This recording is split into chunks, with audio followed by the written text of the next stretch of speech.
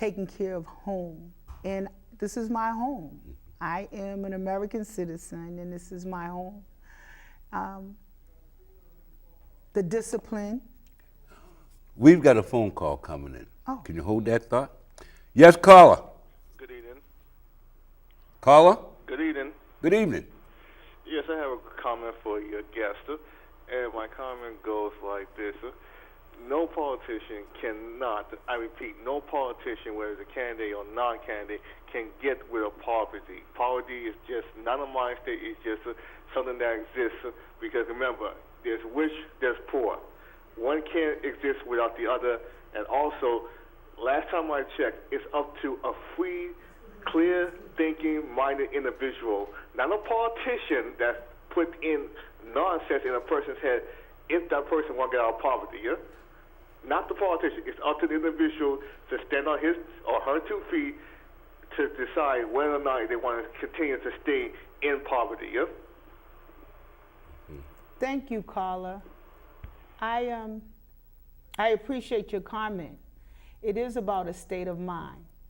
But we have to be examples, and we work together. So a role model is someone who understands that you can't have one without the other, but you can have a richness, because I was only talking about cash poor. We're very wealthy in knowledge and information and the ability to critically think and analyze. But if you forget these things because you are focused on cash and using that as a god and not a tool, then you may get lost. So ending poverty is just not about everyone having a fair share, although I do believe in basic income guarantee, which is money for everybody, because this country can afford that. Well, thank you. And I should also say that, part of the platform, the paradigm shift, we value deeply people's lives. We come from the platform that the most valuablest thing is life, okay? So every human being is valuable beyond measure, okay? The next thing that we promote is that what makes the person more valuable are all the things that a person can do. And so we recognize that, so that's why we're glad, to see an ordinary person like yourself, to come on our show, because we really wanted to know that we're all ordinary. Human beings are just ordinary entities, all of us, okay? It wasn't our issue that said that we were superior, and it wasn't our issue that said we was inferior. We recognized and acknowledged the fact that life is balanced, equal. So that's our platform. Did you know that Massachusetts is a free petition state, one of the few in the country where anyone can draft legislation? Now, if it gets passed, that's another question. But anyone, that ordinary person that you spoke about, can literally take legislation to the general court, which is the state house, and submit that for legislation into possibly a law if it's passed. Oh, well, I hope I can go down there and submit my registration to get my 40 acres and my mule. I hope I could do that. But anyway, so I think why should anybody vote for you, Susan? Why? Why? You're not a politician. Why should they vote for you? I'm in touch with the people. I'm in touch with what's going on in people's everyday lives, everyday ordinary lives. I know what's going on. I live it. I'm connected to it. So that by itself is a value to have someone who has a strong voice. So can you tell us about the Ninth District? Because I'm quite sure a lot of our audience, this becomes an opportunity for us to educate them, I'm not, even though I'm more involved in politics now than I've ever been, I'm still very illiterate when it comes to the subject. But I think what's important that, when you talk about the Ninth District, then that represents certain people. Everybody's not going to be able to vote for you, is that right? Correct. So let's let the people who will be able to vote for you know who they are.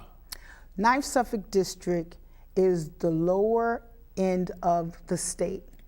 Okay. That includes Fenway, Kenmore Square, Back Bay, South End, and small parts of Roxbury, particularly Orchard Gardens area. Mm-hmm.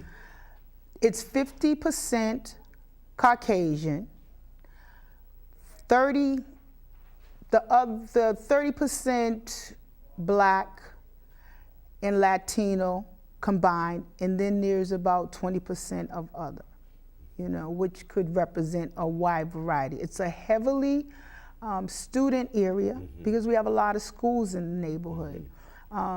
It's always been predominantly a Caucasian area, but the income level has been different. Probably 80% of the households, which is a little over 39,000 households, work in the private sector.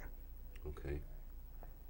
There are quite a few housing developments, public housing developments. You have, for people who are your viewers and know about Lenox, Camden, Castle Square, Cathedral, and quite a few more where there's elderly homes. Mandela is one, and quite a few other ones on St. Potoph Street. Okay. Well, I think that's good to know. So, how is it? What is it that you think the community needs to know? The community needs to know that it's time for change. I mean, it's a time for change. Just look at the news and all the things we say in the news, and look around. I mean, we have a heavy opioid epidemic. We have a large population of homeless youth. A lot of that population congregates in the Mass Ave area. At one point, folks were calling Mass Ave the Methadone Mile. What a name. That's not the Methadone Mile? It's Mass Avenue. Oh, okay. And, but even then, it's always moving toward, it's going into different pockets of the area. There are some treatment programs, but with the developers coming in and the lack of rent controls and the amount of this being a hot real estate market, you have developers internationally and abroad coming in and buying a property and shutting down programs in places where people who are sober and in recovery frequent or use to help maintain their sobriety. The rent control, that is out of control. Rents for housing are astronomical prices. We need some regulations around that. We need some zoning and land use modifications so that everyone can have a place. The ones who have been here in our housing market for a long time are able to stay, so that people aren't being displaced, so people can remain home.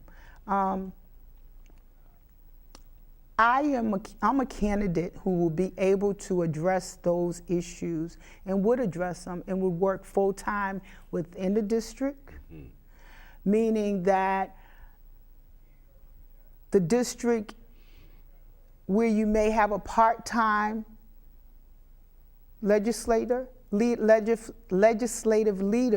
I will work full-time, and I won't just work in the office on the Hill. I will work in the community where the people are, because it's the people that make up the larger community. It's the larger community that makes up a nation. So if we are healthy as individuals, we can have healthier families. Healthier families make healthier neighborhoods. Healthier neighborhoods make healthier communities, and healthier communities make healthy nations. Well, if I was in your district, I would give you my vote. So, how connected are you to, another constituent that we deal with? The paradigm shifts we recognize and acknowledge, to keep promoting prosperity. We recognize that the youth is the future. We try to hold on these things, So, we have a couple of themes with youth. We have one that says, we have a fountain of youth, which means that we value every single youth because they are the future, and we value them and we drink from their cup. We constantly call on them to bring to the table what they can bring. They bring their vitality, they bring their ambition, and they bring their technology. So we know the youth is the future. And how connected are you to the youth at this state? I am very connected. I believe that that is our future. It's important for us to talk to our youth in the community, to have resources for our youth to access so that they can feel involved and engaged. I believe in the fact that everybody matters. So our youth are our future. We need to be role models for them today, just like there were role models for us when we were youth. We need to be understanding instead of trying to be understood. I remember the times when I was a youth and there were music I listened to, clothes I wore, and the older generation the generation before me didn't particularly care for it. You mean like bell bottoms and stuff like that? High heel shoes and all that, yes. Yeah. And if I showed, too much arm or too much knee, there were certain rules in school that you Hot couldn't, pants. Yeah. And the generations before us had something to say. Well, that was a learning experience for us, so why, when we see our youth, are we not embracing them regardless of their music, regardless of their outfits? It's a same evolution that we went through, and we have to find a way to have dialogue about why we may say certain things, but not to throw them away. No one's throwaway. They are our future. And we talk about that. So it sounds like you're on our platform, and we talk about intergenerational dialogue and communication. So, we're always thinking about, again, trying to be progressive as we can. Nothing changes. And so we're constantly thinking about how do we keep pushing? And so how do we turn the baton over? How do we really focus on, as a culture of people, who've been denied education, who've been denied power, who've been denied opportunity, who have been, given, misinformation. How do you take, how do you build? How do you take, from the best of one generation and give it to the next generation? How do we hand the baton over? We've invested a lot of money, and energy and time into our future, our youth, so that they could get this information, education, this knowledge. Because this is why we putting all this money in there, we done this. It was a great thing. But at the same time, if we give them that and put them there, and we don't put them up at the front, so now you got this. Now you have to lead us. And I don't see that as happening. And I see that as being a major problem. These young people, they got too much idle time, they got education, they got power, and they got really nothing significant they can do with it because they got a group of people who need to just give them the lead and guide them. And we're not doing that. So one of the things that I believe is our education system. We need to rethink education because we're moving into testing and not learning. Testing and learning are not the same. I believe meeting people where they are is helpful. Engaging someone. We're